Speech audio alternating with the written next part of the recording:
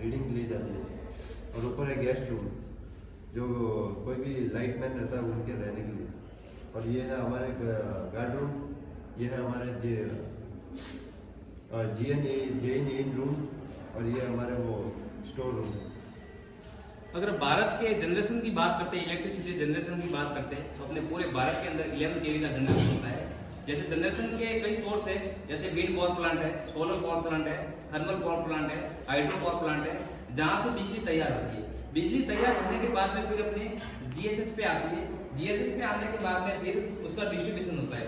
इन लोगों ने जो प्रोजेक्ट बनाया है वो 132 kV जीएसएस का बनाया है। इसमें इन लोगों ने जो इक्विपमेंट लगाए हैं कुछ इस तरीके से बताया। मैं आपको बताना चाहूंगा कि 132 kV जो 220 जीएसएस होता है, वहां से 132 की जो सप्लाई होती है वो यहाँ पे आई हुई है। सबसे फर्स्ट टॉप पे जो लगा हुआ है वो है अपना एलए है, जिसको अपन लाइटिंग अरेस्टर बोलते हैं। लाइटिंग अरेस्टर का काम होता है कि जो आकाशीय बिजली होती है उसको भू संपर्कित कर देता है, यानी आकाशीय हैवी होती है कि पूरे इक्विपमेंट को जला सकती है। उसके सुरक्षा के लिए यहाँ पे एलए लगी हुई है। इसके बाद में एलए के बाद में आगे जो सप्लाई जा रही है वो जा रही है आइसोलेटर के ऊपर।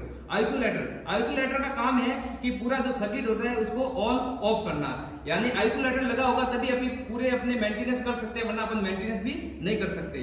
जो आपका आइसोलेटर है उसके बाद में सप्लाई जा रही है वो जा रही है सर्किट ब्रेकर पे। Circuit breaker CB, circuit breaker का काम ये होता है कि पूरे सर्किट को अपन वहां से अपन चालू बंद कर सकते हैं, मैनुअली भी कर सकते हैं और ऑटो सिस्टम से भी कर सकते हैं। सर्किट ब्रेकर के बाद में फिर ऊपर जाती है सप्लाई, वो आपके इंसुलेटर से होते हुए फिर आपके जाती है एलए के ऊपर। एलए पे जाने के बाद में फिर ट्रांसफार्मर के ऊपर जाती है। ट्रांसफार्मर का काम होता है वोल्टेज को स्टेप अप और स्टेप डाउन करना।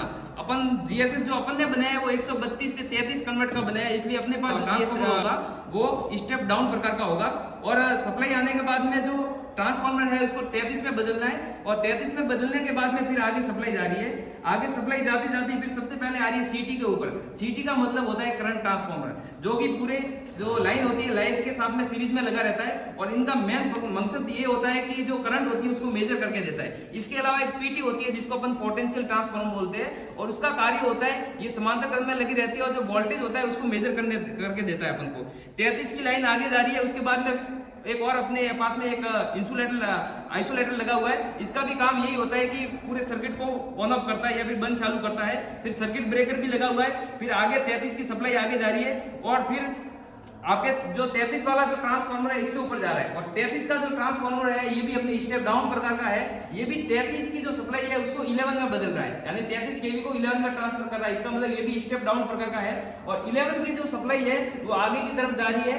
11 के वहां पे भी एक ट्रांसफार्मर लगा हुआ है जो 11 को 440 में कन्वर्ट कर रहा है। और 440 में कन्वर्ट करने के बाद में जो पूरे जीएसएस के अंदर जो कॉलोनी है, कॉलोनी के अंदर सिंगल फेज की सप्लाई जा रही है वो एलटी पैनल से जा रही है, और एलटी में सप्लाई अपने ट्रांसफार्मर से जा रही है। इस प्रकार से इन लोगों ने फिर यहाँ पे कुछ लाइट को डिस्ट्रीब्यूट भी किया है। जेईन का कोई रूम बनाया हुआ है, लाइनमैन का रूम बनाया हुआ है, इसमें सप्लाई भी कन्वर्ट की गई है। इसके अलावा जो 33 की सप्लाई थी इन्होंने 3 फीडर के थ्रू गाँव में अलग अलग गाँव में पहुंचाया है। इन्होंने एक सिंदरू का फीडर बनाया है, एक नेत्रा का बनाया है, एक दुजाना का बनाया है। इसमें 33 kV की सप्लाई जा रही है। इसके बाद में इस सिस्टम को पूरे सिस्टम को इन्होंने कंट्रोल रूम से सेटअप कर रखा है, यानी जो भी सिस्टम है मैनुअली भी इसको ऑन ऑफ ओपन कर सकते हैं। और ऑटो सिस्टम की बात करते हैं तो इसके अंदर पैनल लगे हुए हैं, पैनल के थ्रू भी इसको अपन चालू बंद कर सकते हैं। इस पैनल के अंदर की बात करते हैं तो 132 साइड का पैनल अलग है, 33 साइड का पैनल अलग है। दोनों ट्रांसफार्मर का वगैरह सारे पैनल उसमें मिल जाएंगे। इसके अलावा इसमें एक बैटरी रूम भी बनाया है।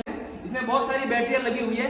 बैटरियां अगर अपन श्रेणी करेंगे इस तरीके से इन्होंने कनेक्शन कर रखा है। और बैटरियों इसलिए बैटरियों का कनेक्शन कर रखा है क्योंकि इसमें कुछ पैनल है, पैनलों में जिसमें डीसी की जरूरत पड़ती है, तो बैटरी चार्जर के द्वारा बैटरियों को चार्ज करके अपन डीसी को काम में लेते हैं। पास में इन्होंने एक पीएलसी रूम भी बनाया है, पावर लाइन कैरियर कम्युनिकेशन, यानी जो वेब टैब लगे हुए हैं इनका कनेक्शन इसके साथ में, यानी एक जीएसएस से दूसरे जीएसएस पे बिना किसी प्रॉब्लम के अपन एक आपातकालीन में बात कर सकते हैं। इन्होंने ऐसा कुछ सिस्टम लगाया है। तो इन तीनों स्टूडेंट ने मिलकर बहुत अच्छा सा प्रोजेक्ट बनाया है।